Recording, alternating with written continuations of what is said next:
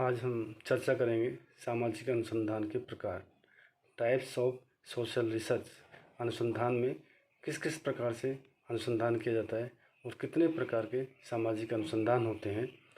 तो समाज तथा उसके विभिन्न पक्षों का अध्ययन सामाजिक अनुसंधान द्वारा किया जाता है।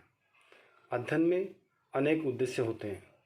इसी प्रकार सामाजिक अनुसंधान के भी कई लक्ष्य, आधार, परिप्रेक्ष्य, दृष्टिकोण, संदर्भ, परिधि आदि होते हैं। अध्ययन तथा शोध के अनेक वेरिएबल, अनेक चर होते हैं। सामाजिक अनुसंधान तथा अध्ययन की समस्या तथा उद्देश्य की विभिन्नताओं के आधार पर वैज्ञानिकों ने सामाजिक अनुसंधान के कई प्रकारों का उल्लेख किया है। सबसे पहले हम बात करते हैं आधारभूत अनुसंधान की।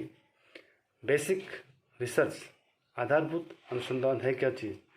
सामाजिक अनुसंधान के दो प्रकार, आधारभूत अनुसंधान और व्यावहारिक अनुसंधान। यहाँ हम पहले आधारभूत अनुसंधान की चर्चा करेंगे। आधारभूत अनुसंधान का ज्ञान विस्तार तथा सिद्धांतों के निर्माण के लिए किया जाता है।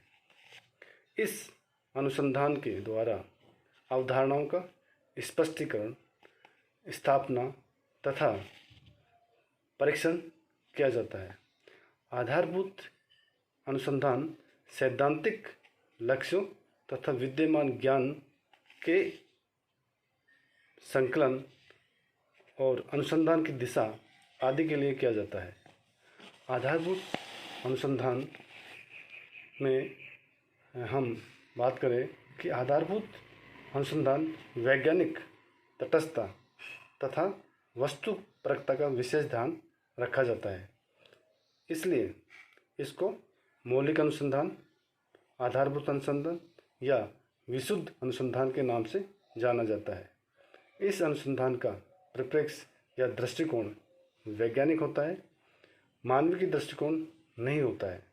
इसलिए आधारभूत अनुसंधान का सीधा संबंध किसी भी प्रकार की समाज की समस्याओं, कल्याणकारी योजनाओं, नीति निर्माण तथा व्यावहारिक उपयोगिता से होता है।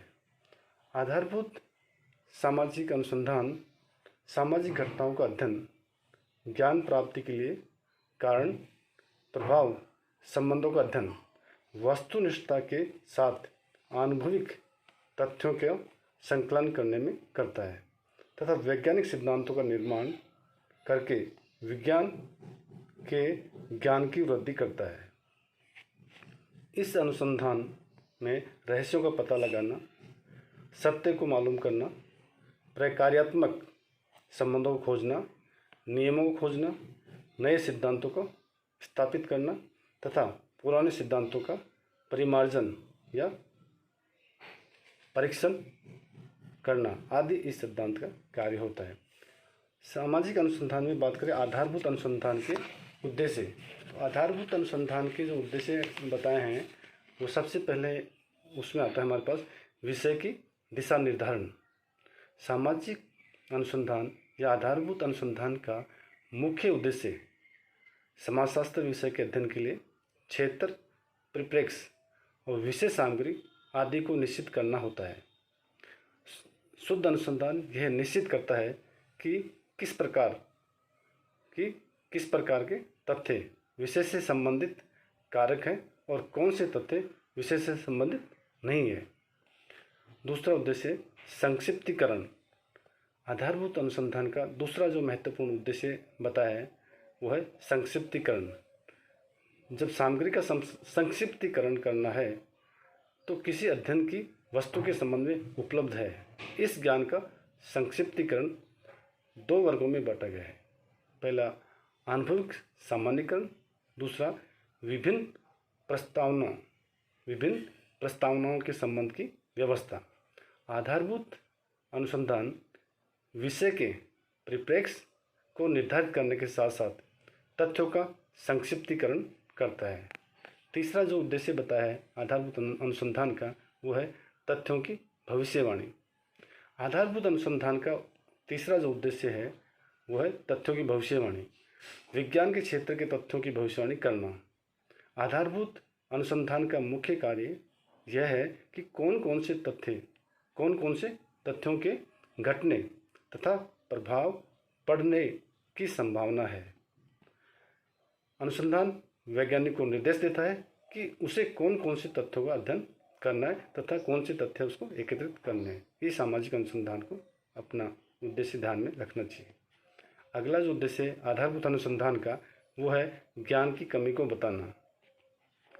जब आधारभूत अनुसंधान उपलब्ध ज्ञान का संक्षिप्तीकरण करता है तो वह यह निर्देश देता है कि विज्ञान में किन तथ्यों को एकत्रित करना है तथा किन तथ्यों को एकत्रित नहीं करना है या किन तथ्यों को एकत्रित किया जा चुका है। अगला जो उद्देश्य है आधारभूत अनुसंधान का, वो है तथ्यों का वर्गीकरण।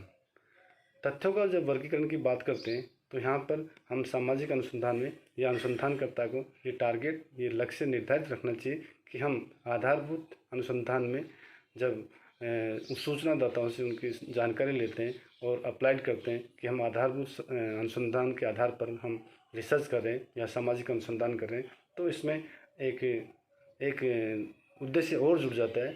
तो उसमें अपन ले सकते हैं तथ्यों का वर्गीकरण। आधारभूत जो अनुसंधान है उसमें आधारभूत अनुसंधान विज्ञान में उपलब्ध ज्ञान, तथ्यों और सामग्री आदि का वर्गीकरण तथा सारणीन करने में मार्ग निर्देशन का कार्य करता है या अनुसंधान को दिशा निर्देशित करने का कार्य करता है। तथ्यों का कारण प्रभाव संबंध आधारभूत अनुसंधानी प्रदान करता है। आधारभूत अनुसंधान तथ्यों के वर्गीकरण का चर तथा आधार निश्चित करता है। तो इस प्रकार से हमारे जो आधारभूत अनुसंधान का उद्देश्य है उसमें तथ्य का वर्गीकरण भी बहुत महत्वपूर्ण उद्देश्य होता है। अगला उद्देश्य कि आधारभूत अनुसंधान में ज्ञान पिपासा की तुष्टि कैसे हो। तो इसमें अनुसंधानकर्ताओं ने या समाजशास्त्रियों ने बताया है कि इस आधारभूत अनुसंधान का उद्देश्य मानव की आधारभूत इच्छा को तृप्त करना होता है। वैसे तो सभी प्रकार के शोध मानव के ज्ञान की इच्छा को पूर्ण करते हैं, परंतु आधारभूत अनुसंधान मौलिक तथा आधारभूत नियमों की खोज करता है जो ज्ञान के विकास में सहायता करते हैं तथा अध्ययन को एक नई दिशा प्रदान करते हैं। समाज परिवर्तनशील है, इसलिए इससे संबंधित सिद्धांत भी समय सापेक्ष नहीं रह पाते हैं। इस कार्य को दिशा निर्देश आधारभूत अनुसंधानी प्रदान कर पाता है। निष्कर्ष में हम कह सकते हैं कि यह कहा जा सकता है निष्कर्ष में कि आधारभूत अनुसंधान के अनेक उद्देश्य हो सकते हैं। दिशा निर्धारण हो सकता है, संक्षिप्तीकरण हो सकता है, तथ्यों की भविष्यवाणी, तथ्यों का वर्गीकरण, ज्ञान पिपासा की तुष्टि आदि इसके उद्देश्य हो सकते हैं। प्रत्यक्ष रूप से जब बात करें हम कि प्रत्यक्ष रूप से तो आधारभूत अनुसंधान का समाज की समस्याओं तथा समाज कल्याण से कोई सीधा संबंध नहीं होता है, परंतु समाज सुधारक, योजनाकार आदि इसके द्वारा खोजों, नियमों, तथ्यों आदि का उपयोग समाज की समस्याओं के समाधान के लिए इस अनुसंधान को काम में लेते हैं। इस प्रकार से आधारभूत अनुसंधान द्वारा प्रतिपादित विषय तथा ज्ञान का उपयोग समाज कल्याण के लिए उपयोगी होता है।